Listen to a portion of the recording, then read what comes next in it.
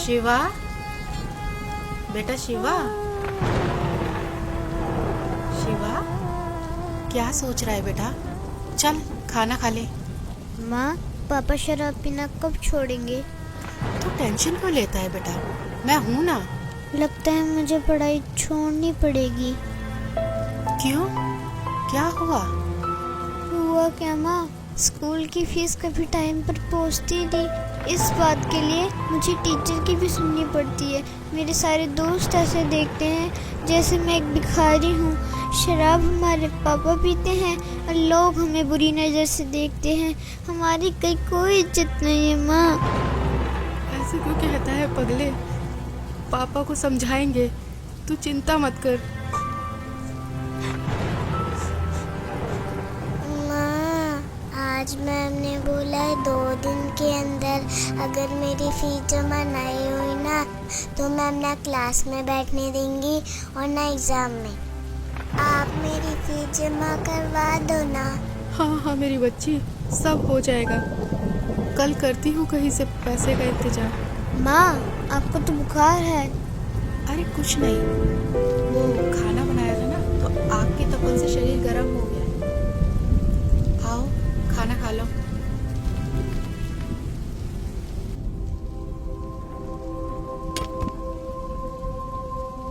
और हाँ, पढ़ाई छोड़ने के बारे में सोचना ही मत, समझे?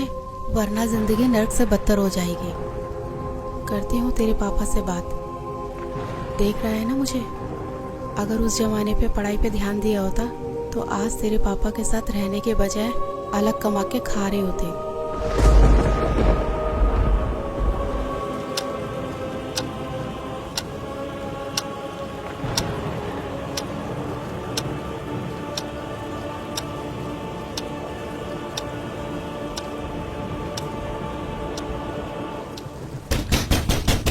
साले, दरवाजा खोल। साले, दरवाजा खोल। अबे कहाँ मर गई साले? खोल साले। इनका तो रोज रोज का ड्रामा हो गया। आज तो दरवाजा खोलूंगी ही नहीं। खोल नहीं तो तोड़ दूंगा इसको। खोल साले, दरवाजा खोल। अबे तोड़ दूंगा इसको साली, दरवाजा खोल। कहाँ मर गई साली?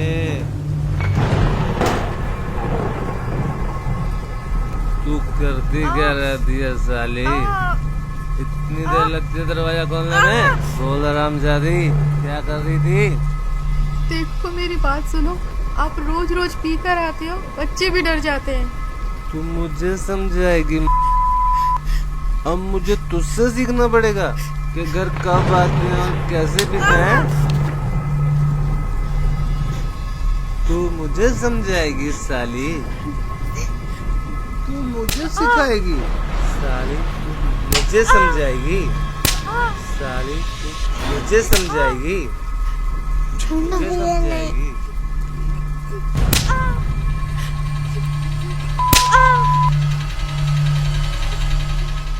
मुझे समझाएगी? पापा मत मारो ना माँ को, पहले से बीमार है। तेरी इतनी मजाल, तू मुझे रोकेगा? हैं? देख क्या रहा है? देख क्या रहा है? मत मारो। चट।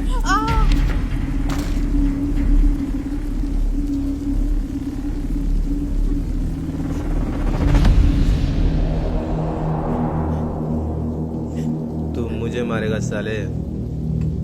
मैं भी देखता हूँ तेरी माँ ने तुझे कितना दूध पिलाया।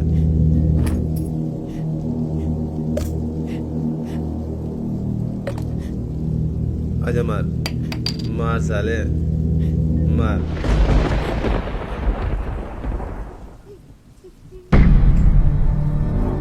तुम सबको देख लूंगा मैं।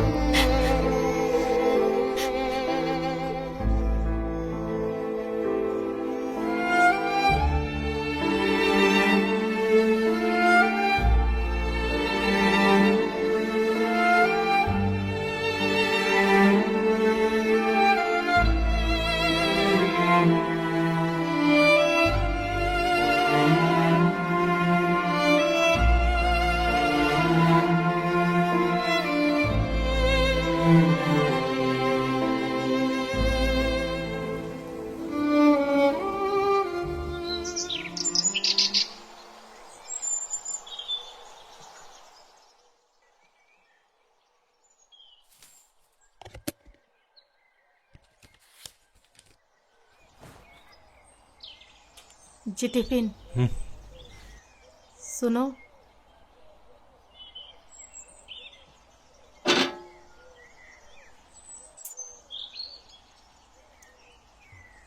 माँ, माँ, जल्दी चलो, मैं स्कूल के लिए लेट हो रही हूँ।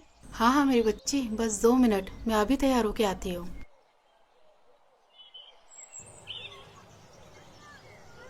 शिवा बेटा, तू आराम कर, मैं राधिका को स्कूल छोड़ के आती हूँ। ठीक है माँ।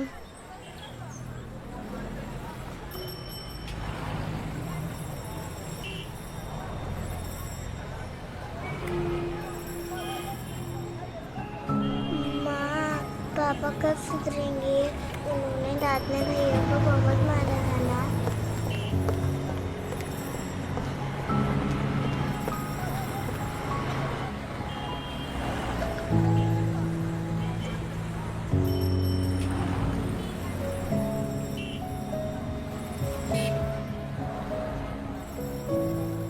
हे भगवान, कब तक इन बच्चों को दिलासा दूं? मेरे होते हुए मेरे बच्चे नर्क जैसी जिंदगी जी रहे हैं। इससे अच्छा तो हम मर जाते, वो बेहतर होता। कम से कम रोज रोज की मार पिटाई और समाज में जलील होना तो बंद होगा।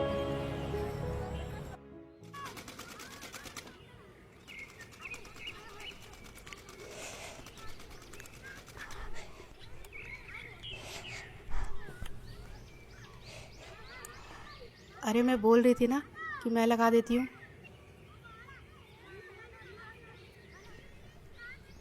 ला, मुझे दे।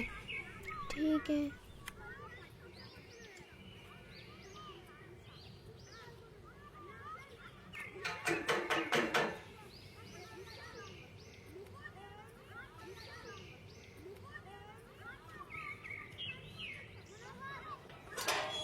अरे नीलम दीदी, आइए आइए।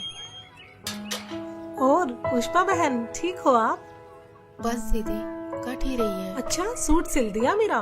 बस दीदी, वो आप ही का सूट सिल रही थी। अरे शिवा बेटा, स्कूल नहीं गए आज? आंटी अरे वो कुछ नहीं, इसकी तबीयत खराब थी ना, तो इसलिए आज इसकी छुट्टी करा दी। अच्छा अच्छा पुष्पा, कल भाई साहब फिर शराब पी के आए थे क्या? रात को अब सबके चिल्लाने की आवाजें हमारे घर तक जा रही थी। क्या करे दीदी, पिछले जन्मों में कुछ पाप किए हुए हैं तो वो इस जन्म में भोगने ही पड़ेंगे। नहीं पुष्पा बहन, ऐसा नहीं है। मैंने आपको कितनी बार समझाया है, पूर्ण परमात्मा पाप कर्म दंड का भी नाश कर देते हैं। यहाँ तो पाप कर्म भोगते भोगते जिंदगी का ही नाश हो गया है, बस अब और नहीं।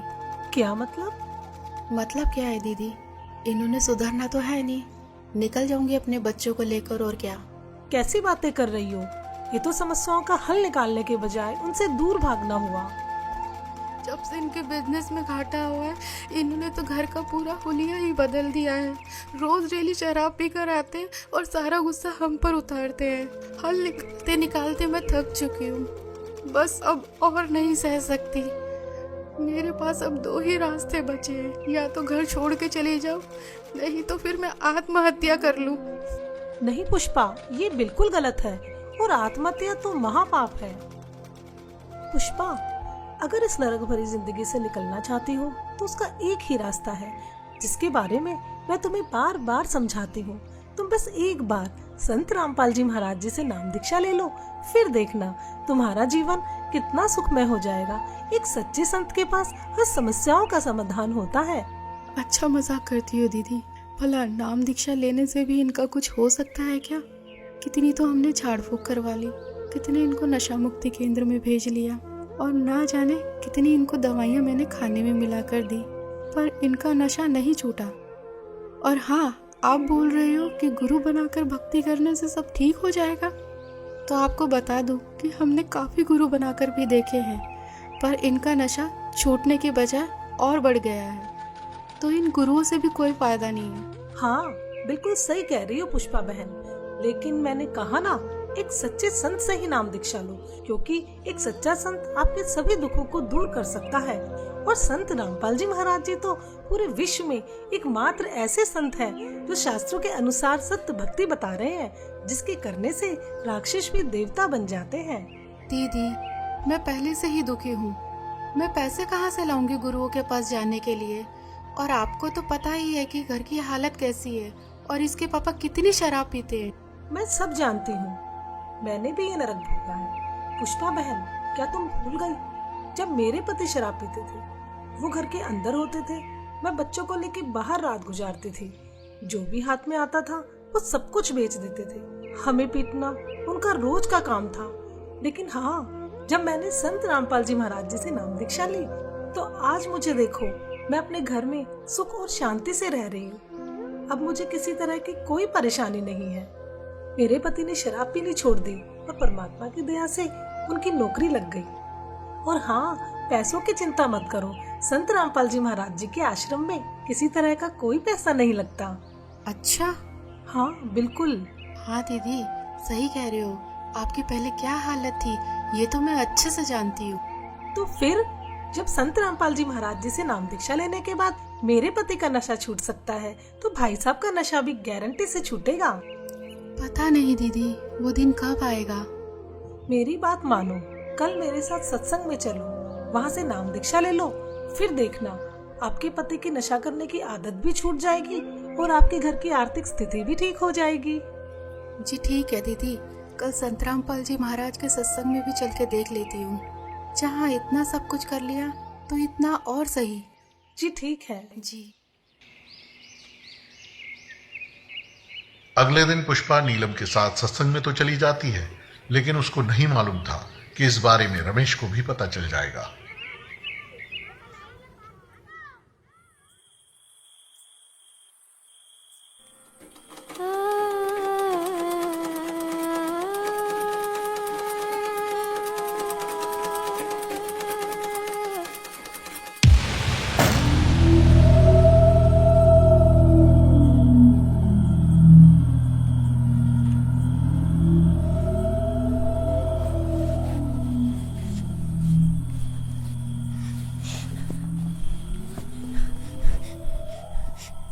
क्यों री, बहुत शौक चढ़ाते हो सत्संग में जाने का?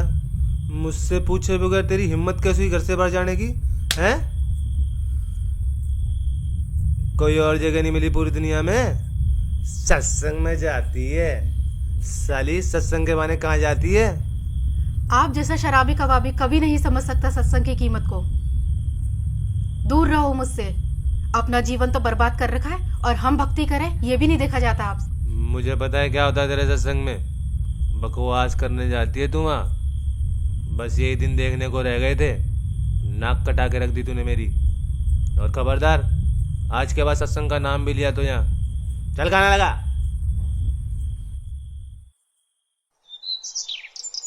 रमेश सत्संग को बहुत बुरी जगह मानता था, लेकिन कुछ दिन बाद जब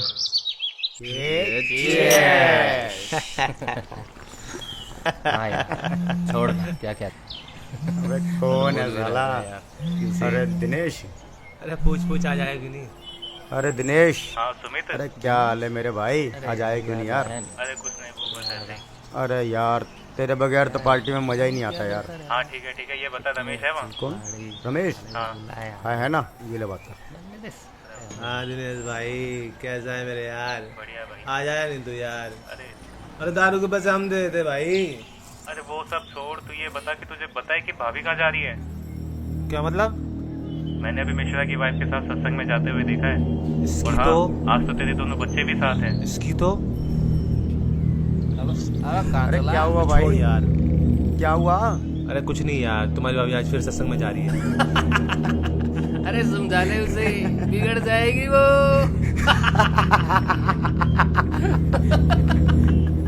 हाँ भाई छोड़ यार, आकर बात करता हूँ।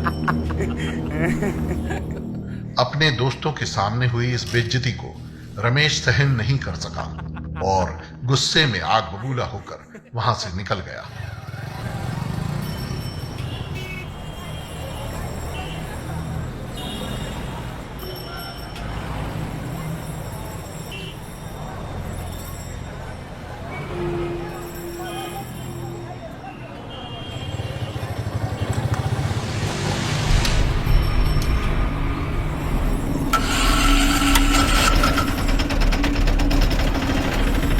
चल साली, आज तेरा सत्संग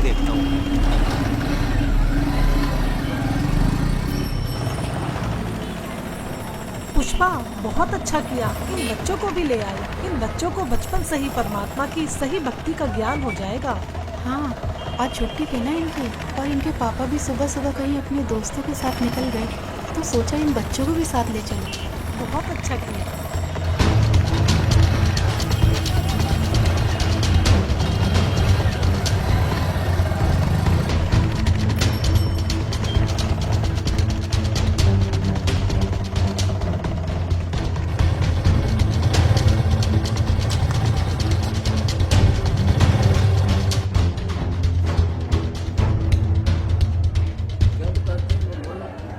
परमात्मा हमें याद दिलाते हैं।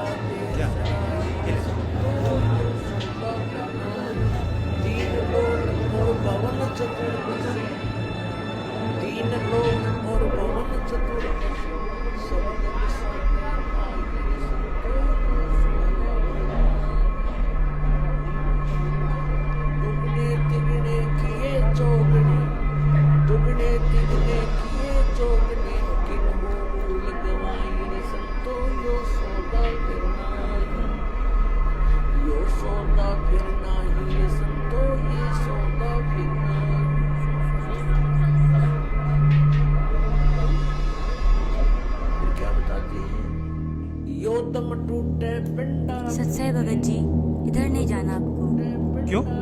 क्योंकि ये बहनों का पंडाल है, आप उधर बैठ के भाइयों वाले पंडाल में सत्संग सुन लीजिए। उस दरगाह में मार पड़ेगी, उस दरगाह में मार। आश्रम में सभी को सत्संग सुनते हुए देखकर रमेश भी उन्हीं के बीच शांति से बैठ जाता है। मदरा पीवे कड़वा पानी, 17 जन्म समान के जानी। एक बार शराब पीता है तो 17 जन्म कंटिन्यू कुत्ते की योनि में जाओगा एक बार। और जिसने बोतल की बोतल खाली कर रखी है उसका तो पता नहीं 1000 जन्म हो गएगा, 2000 जन्म कुत्ते के। और कुत्ते का जन्म तो एक कब तेरा।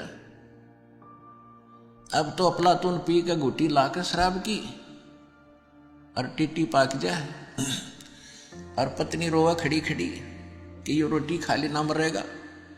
वह थाली लेकर जाएगी, रोटी खा लो, और वो मारेगा ठोकर, दूर आ जा। वो पड़ेगी सारा दूर जाके पड़ेगा भोजन। और फिर उस दुष्ट आत्मा के साथ क्या होगा? कुत्ता बन के क्या खाएगा? जब तो ठोकर मारा था थालियों के, कुत्ता बनेगा। और फिर भूख लगेगी, सारी रात भौंकेगा, गली में पड़ेगा गर्मी सर्दी में। सुबह उठते ही कहाँ जाता है कुत्ता? रसोई में। मैं कहा उसने भोजन की, ऐसे ऐसे कर सीधा जाएगा जैसे कोई टोकनी है कोई नहीं, कि भूख लग रही डट्टा जाना। अब वहाँ रसोई में अब कौन पढ़ दे उसको, मूर्ख को? कोई देख लेगा घर का सदस्य, पहले उसको करेगा तो और वो कानों पर घटाड़ा करे, भूख लग रही जोर की, सीधा ही चल पड़ता है वो। फिर उठा कर लठ उसके कड़े में ठोकेगा कमर में, फिर ट्या ट्या ट्या करता जाएगा गली में। फिर कुछ देर के बाद कुछ भूल सी पड़ेगी डंडे की, फिर सोचेगा भूख तो क्यों अंदर है ही, फिर दूसरे मकान की तरफ चलेगा। वहाँ उसके भाग और दुर्भाग्य, उसने कोई टूक मिला या लठ मिला या जूत मिला। जब वहाँ भी उसकी सेवा लठ से होगी तो फिर वो प्रयत्न छोड़ देता उस दिन का। फिर वो बाहर भागता जंगल की तरफ। वहाँ क्या खाता है? टट्टी खा के आता है। और जब पी कर शराब मारा था ठोकर, तो ये कर्म याद दिलाए जाते हैं। ये किसी डोम बाट के गीत नहीं भाई, भगवान की बताई हुई गाथा। और जिन महापुरुषों ने इसका लाभ उठाया वो आपके प्रत्यक्ष कर दिया, और दास ने इसका अनुभव हुआ, और आप भी पार होगे। इस ज्ञान को जितना फैलाओगे आपको उतना ही पुण्य मिलेगा। ये सत्कर्म मान लेना। सभी आपके भाई बहन हैं, भटक रहे हैं, प्यार से समझाना, क्योंकि प्यार से मानेंगे एक बार तो सबको रिएक्शन होगा ही होगा, क्योंकि काल बैठा है। ये बानी सुना दो, उनको कोई चिप दे दो, वो सुनते रहेंगे, काल भाग जाएगा, फिर वो अपने आप यहाँ आएंगे। आपके भाई बहन विश्व के प्राणी सब एक परमात्मा के बच्चे, ये ध्यान रखना।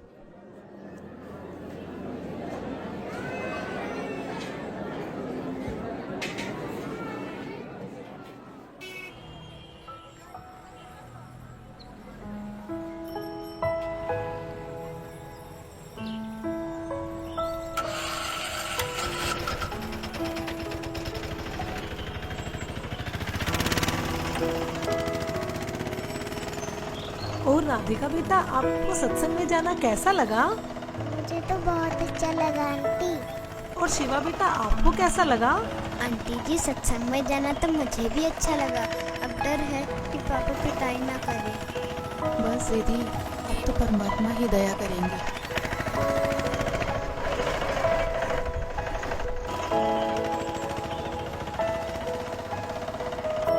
अच्छा पुष्पा, चिंता मत करना, सत साहेब। जी। अच्छा बच्चों, सत साहेब।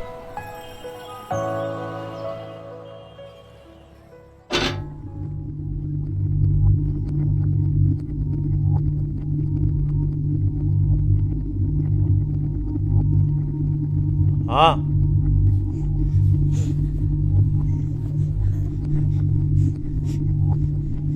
कहाँ गए थे तुम? जी वो यहीं बस वो चुप कर। कहाँ लगा? पता नहीं कहाँ घूमती रहती है। जी ठीक है, लगाती हूँ।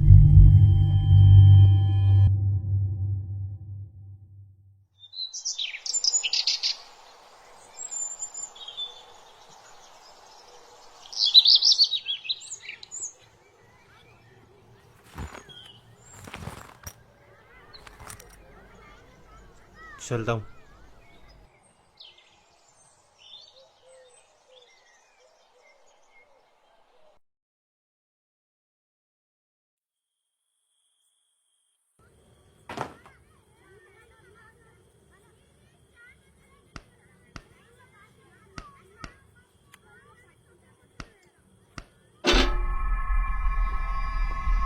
माँ,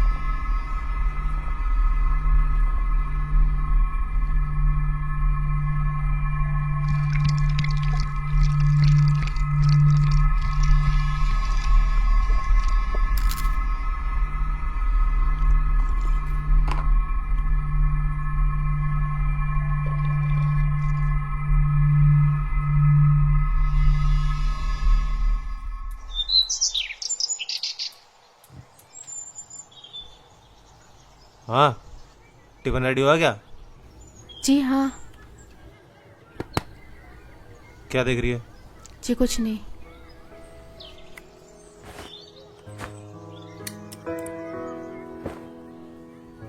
बच्चों की जमा कराई क्या? जी नहीं, वो अभी नहीं। ये ले पैसे, बच्चों की जमा करा दियो।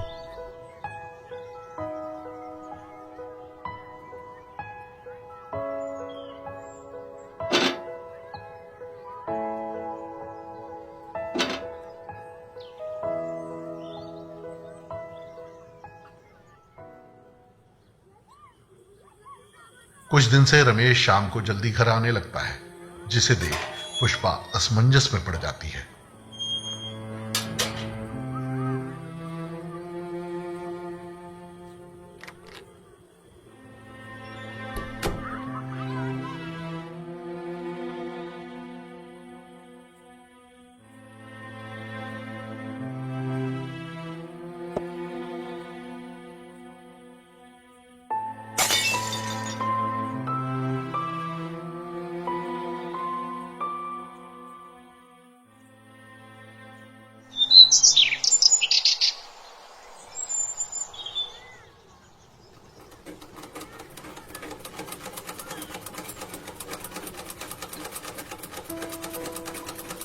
माँ, पापा आजकल दारू घर पर लाकर क्यों पीने लगे?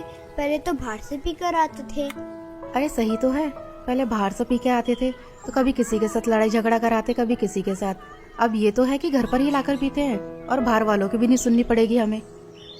हाँ माँ, आजकल उनके स्वभाव में भी बहुत बदलाव आ गया है। लड़ाई झगड़ा और गाली गलौज भी बहुत कम कर दिया है। सही कहा भैया, अब तो मम्मी की पिटाई भी नहीं करते। हाँ, लगता है ये सब गुरुजी का ही चमत्कार है। हे परमात्मा, दया करना।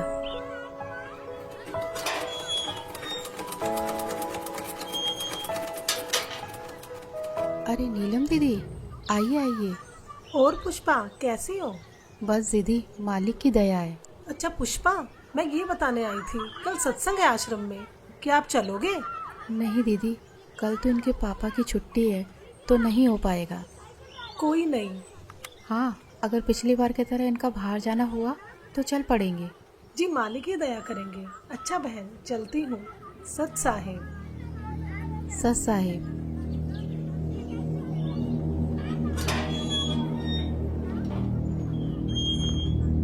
क्या करने आई थी ये? कुछ नहीं जी, वो बस ऐसे ही इनके कपड़े थे तो पूछने आई थी। चल चुप कर, बकवास करती रहती है। और हाँ, कल सुबह मुझे जल्दी जाना है, खाना जल्दी बना दियो, कहीं सोचो छुट्टी है मेरी। जी ठीक है। रमेश की इस बात को सुनकर पुष्पा खुश हो जाती है कि ये सुबह जल्दी निकल जाएंगे तो मैं सत्संग में जा पाऊंगी।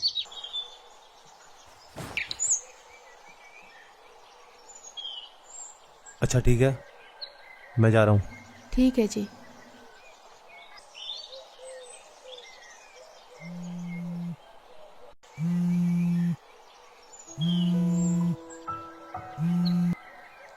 हाँ नीलम दीदी। जी दीदी। हाँ दीदी, मैं 5 मिनट में तैयार होके आती हूँ। जी जी जी। माँ, हमें भी ले चलो ना सत्संग में।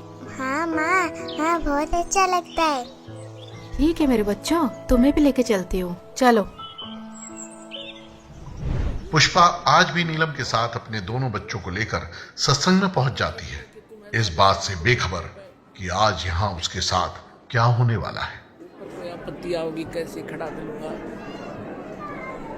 और क्या बताना चाहा था, जो परमात्मा 18 लाख व्यक्तियों को और 3 दिन तक भोजन भंडारे, लड्डू, जलेबी, कचौड़ी, पकौड़ी और दोहर और असरफी दे सकता है, एक झोपड़ी में बैठा व्यक्ति, वो समर्थ कितना है। और आपको क्या नहीं दे सकता, पूरे विश्व को खिला सकता है। वो पूरे असंख्य ब्रह्मांडों को 1 सेकंड में सब कुछ भर दे, हरा भरा कर दे इस पृथ्वी को, और आपका घर भर दे पूरा। अगर विश्वास करोगे तो ये सत्कर मान लेना, उस समर्थ का सहारा आपको है। हाँ हाँ दीदी, बहुत अच्छा लगा। और मैं तो सोच रही थी, और हाँ दीदी, कल तो कमाल हो गया। मुझसे पूछ रहे थे कि बच्चों की फीस जमा करा दी, तो मैंने कहा नहीं, तो मेरे हाथ में पैसे रख के चले गए। अच्छा हाँ बहन, परमात्मा पर ऐसे ही विश्वास रखो, परमात्मा जो चाहे सो कर सकते हैं।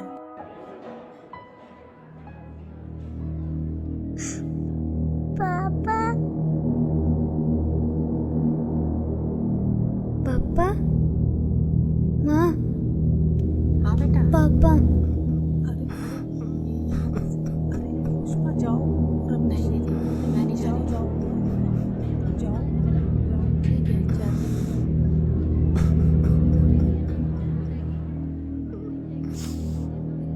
मुझे माफ कर दो परमात्मा, मैं पापी हूँ मालिक। क्या हुआ जी? मुझे माफ कर दो पुष्पा, मुझसे बहुत बड़ी गलती हो गई। मुझे नहीं पता था मैं क्या कर रहा हूँ, लेकिन आज ये सत्संग सुन के मेरी अंतरात्मा जाग उठी है। मुझे गिलानी हो रही है अपने कुकर्मों में। मुझे माफ कर दो पुष्पा। कोई नहीं, आप रोइए मत।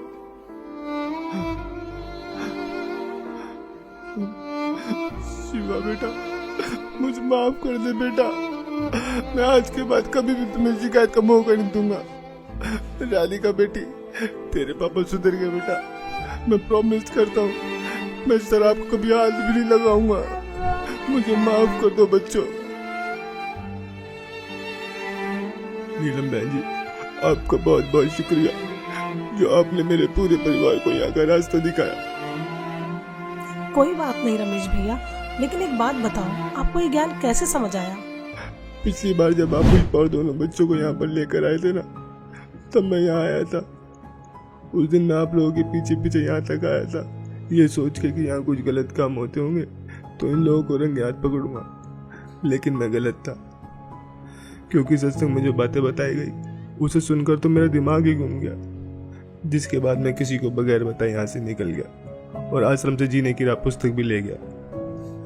बस इस ज्ञान को मैं अच्छे समझना चाह रहा था कि आखिर सच्चाई क्या है। मैंने घर जाती बुक को पढ़ना शुरू किया और टीवी पर जो संत रामपाल जी महाराज जी का सत्संग आता है उसे सुनने लगा। मैं ये बिल्कुल भी नहीं चाहता था कि पुष्पा और दोनों बच्चों को यह पता चले कि मैं संत रामपाल जी महाराज जी का सत्संग सुनता हूँ। मानो एक रूटीन सा बन गया हो कि शाम को घर आकर दारू पीता था और सामने सत्संग भी चला लेता था। वो कोढ़ से दुख होता हो, कुष्ठ से, इतना कष्ट आपको माँ के गर्भ में उस पीरियड में हो जाता है, तो उस समय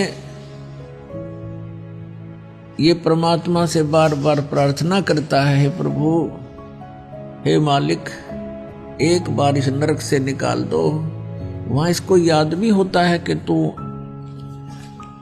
ये कष्ट किस लिए भोग रहा है, उसको याद होता है उसमें कि मैंने पहले बहुत से मनुष्य जन्म प्राप्त किए, साधना की नहीं, और जिस कारण से 84 लाख योनियां भी भोगी, कुत्ते गधे सुअर के जीवन उसको खूब याद आते हैं। फिल्म चलती रहती है उसकी, तो फिर ये कहता, भगवान एक बार इस नरक से निकाल दो, सदा आपको याद करूंगा, परम संत की खोज करूंगा जैसा कि आपने बता रखा है, और सत साधना करूंगा भगवान, केवल अपने पेट के लिए कार्य भी करूंगा लेकिन आपकी याद नहीं भूलूंगा। अब परमात्मा कहते हैं बाहर आ जाता है प्राणी और आते ही सबसे पहले भगवान भूलता है, बाकी सारी बकवाद याद कर लेता है। शराब पीनी, मांस खानी, सिनेमा देखना और 36 फंड, बड़ी कोठी कार बनानी, तो कहते भगवान बोल कर सब कुछ याद कर लेता है ये। फिर परमात्मा ही याद दिलाने आते हैं उसको। सत्संग सुनते सुनते मुझे कुछ ज्ञान भी होने लगा और दारू से तो मुझे नफरत सी हो गई थी।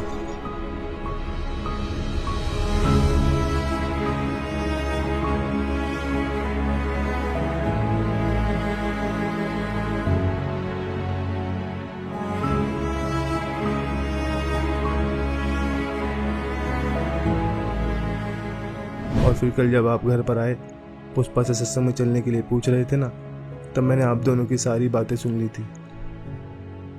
मैं बिल्कुल भी नहीं चाहता था कि पुष्पा और दोनों बच्चे मेरी वजह से सत्संग में ना जा पाए, इसलिए मैंने पुष्पा से झूठ बोला कि मुझे सुबह कहीं बाहर जाना है। फिर मेरे मन में भी आया कि क्यों ना मैं भी आज सत्संग में चलूं, तो आज मैं भी सत्संग में आ गया। संत रामपाल जी महाराज वाकई में पूर्ण संत हैं, जिन्होंने मेरे पूरे परिवार के साथ साथ मुझे भी यहाँ खींच लिया और मेरे अंदर के राक्षस को मारकर एक देवता बनने का रास्ता बताया। सुबह का भूला यदि शाम को घर आ जाए तो उसे भूला नहीं कहते। और अब आप संत रामपाल जी महाराज जी का ज्ञान समझ गए हो, तो इससे बड़ी खुशी की बात और क्या होगी। जी, अब मुझे भी नाम दीक्षा दिला दीजिए, जिससे मेरे पाप कर्म कुछ हल्के हो सके। हाँ हाँ, क्यों नहीं भाई साहब, आइए। जी हाँ बच्चों, आप आज रमेश भी संत रामपाल जी महाराज जी से जुड़ जाता है और अगले ही दिन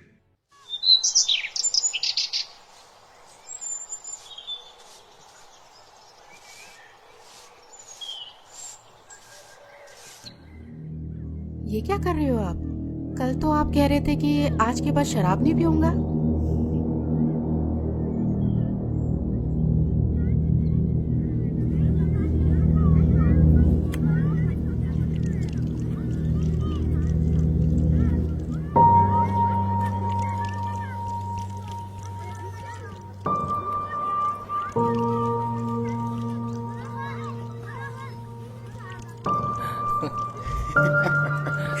कल तो पुलिस वालों ने बहुत मारा यार। अबे देख देख। अबे रमेश, ये क्या कर रहा है यार तू? पागल हो गया क्या? क्यों? अबे इतनी महंगी दारू तू नाली में गिरा रहा है। भाई मैं पागल हुआ नहीं हूँ, पागल था, लेकिन अब मैंने संत रामपाल जी महाराज जी से नाम उपदेश ले लिया है। और मुझे अब ये ज्ञान भी हो गया है कि इसे पीने के बाद कितना पाप लगता है। सोचो एक अगर बिल्ली आज को चली। हाँ यही समझ लो। अबे तो गिराने से क्या फायदा, हमें दे दे। भाई जब मुझे ज्ञान नहीं था ना तब तक मैंने तुम्हें खूब पिलाई, लेकिन अब मुझे ये भी पता चल गया है कि ये चीज़ मैं किसी को पीने के लिए भी दूंगा ना तो भी मैं पाप का भागी बनूंगा। तो ये जहर मैं अब किसी को भी नहीं दे सकता। चल यार, ये तो बाबा बन गया है। अंकल जी यही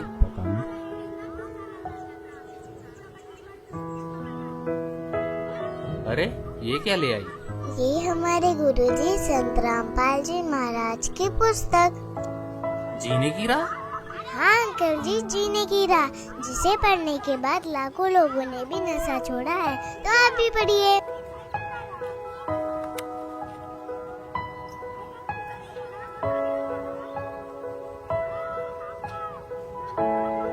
हाँ राधिका बेटा, आपने बोला है तो हम जरूर पढ़ेंगे। अच्छा तो बोलो फिर। बंदी छोड़ सद्गुरु रामपाल जी महाराज की जय हो।